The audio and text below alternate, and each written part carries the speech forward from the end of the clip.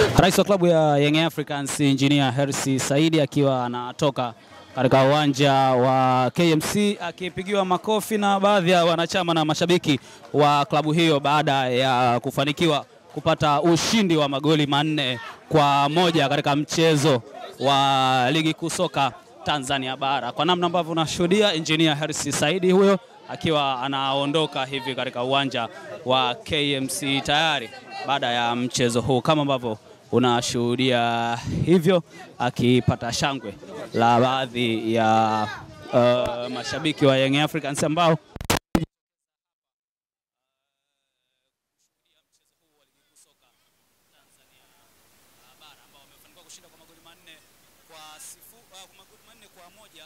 magoli 4-1 dhidi ya KMC. Hili ni shangwe ama ni namna ambavyo napokea salamu za baadhi ya mashabiki wa klabu hiyo ya Young Africans ambao wanamhusuru na kuenjoy.